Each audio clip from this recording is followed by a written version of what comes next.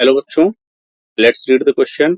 If 1, 2, 4, y, x, 6 and 4, 2 are the vertices of a parallelogram taken in order, find the value of x and y. इस question में बच्चों एक parallelogram दे रखा है जिसके चारों पॉइंट्स के कोऑर्डिनेट दे रखे हैं और हमें इसमें जो दो कोऑर्डिनेट्स दिए हैं उसमें x और y जो है वेरिएबल के फॉर्म में दिया है, तो हमें एक्स और वाई की वैल्यू फाइंड आउट करनी है. तो सबसे पहले हम लोग की कॉन्सेप्ट डिस्कस करेंगे. की कॉन्सेप्ट बच्चों, इस क्वेश्चन में हमें जो कॉन्सेप्ट यूज करना है उसको यहाँ पर हम लोग लिखेंगे. यहाँ पर हम लोग दो कॉन्सेप्ट यूज करेंगे. जो पहला कॉन्सेप्ट हमारा है उस केस में अगर कोई लाइन सेगमेंट हमको दे रखा है और उसकी मिड पॉइंट जो है मिड पॉइंट के कोऑर्डिनेट्स में फाइंड आउट करना है, तो उसको हम कैसे फाइंड आउट करेंगे उसके लिए देखते हैं ये concept. If AB is a line segment, AB is a line segment whose midpoint is P and the coordinates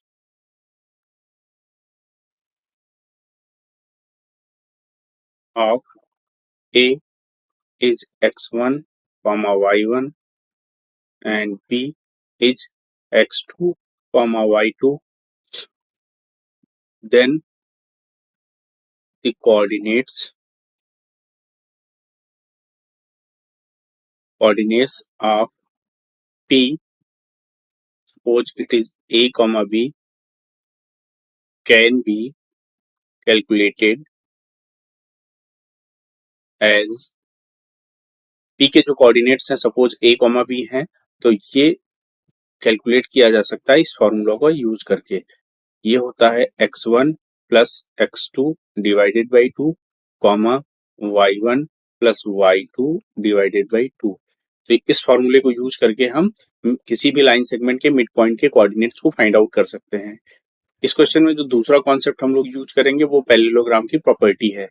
the diagonals of a parallelogram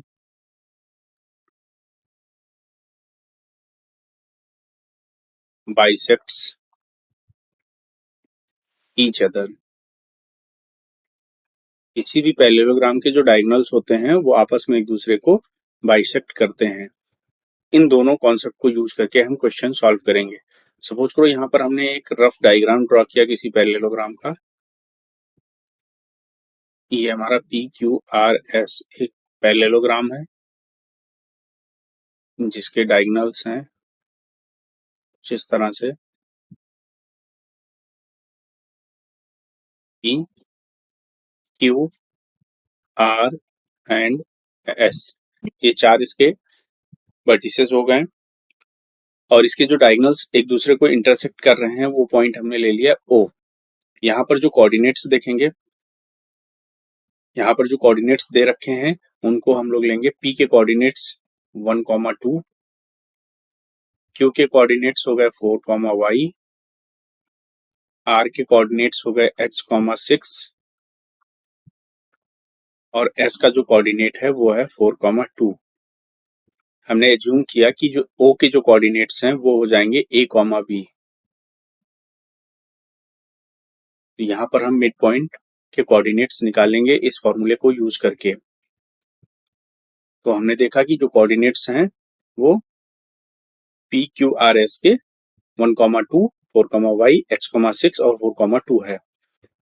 इस पैरेललोग्राम के जो दो डायगोनल्स बन रहे हैं वो हैं PR और QS. The diagonals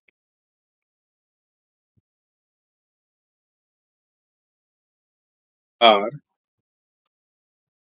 PR and QS. ये जो दो डायगोनल्स बन रहे हैं ये एक दूसरे को O पे इंटरसेक्ट कर रहे हैं. तो सबसे पहले हम देखेंगे कि यहाँ पर जो O है वो PR का मिड पॉइंट होगा. Point O is mid point of mid point of diagonal P R. P R का मिड पॉइंट है, तो यहाँ पर मिड पॉइंट के जो कोऑर्डिनेट्स हो जाएंगे, यानी ओ के जो कोऑर्डिनेट्स हो जाएंगे, जो कि हमने ए कॉमा बी एज्यूम किया है, वो हो जाएगा x plus 1 divided by 2 comma 6 plus 2 divided by 2। That means it can be written as x plus 1 divided by 2 comma 4। ये हो गया ओ के कोऑर्डिनेट्स जब ये पी आर का मिड पॉइंट है। इसी तरह पॉइंट ओ जो है वो होगा mid point of Q S. Q S का भी मिड पॉइंट होगा। तो इस केस में जो ओ के कोऑर्डिनेट हो जाएंगे ए कॉमा बी, ये हो जाएगा हमारा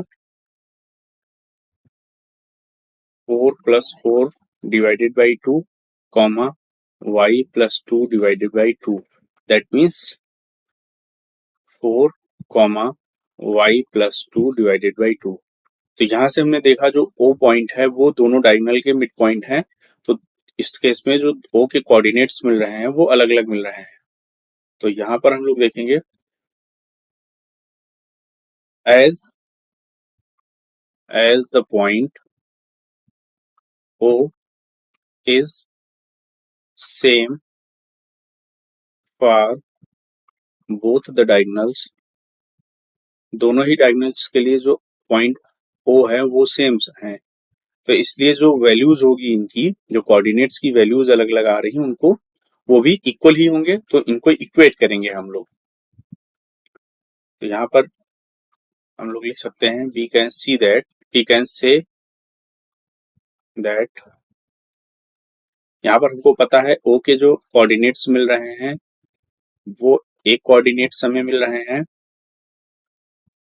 4 comma y plus 2 divided by 2, और दूसरे केस में जो ओ के कोऑर्डिनेट्स मिले हैं हमको वो हैं x plus 1 divided by 2 comma 4। तो यहाँ से देखेंगे तो दोनों ही इक्वेशन से हम ए और बी के कोऑर्डिनेट्स को इक्वेट कर सकते हैं। तो इस केस में हमको मिलेगा x plus 1 divided by 2 is equals to 4, और यहां से हमको मिलेगा y plus 2 divided by 2 is equals to 4।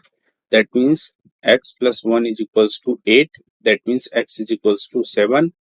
यहाँ से हमको मिलेगा y plus 2 is equals to 8। That means y is equals to 6। तो यहाँ से हमें x और y की वैल्यू मिल गई। तो इस क्वेश्चन का जो फाइनल आंसर होगा वो होगा the value of x is equals to 7 and y is equals to 6। x और y की वैल्यूज 7 और 6 हो जाएंगी। I hope you all understood it well. Thank you and all the best.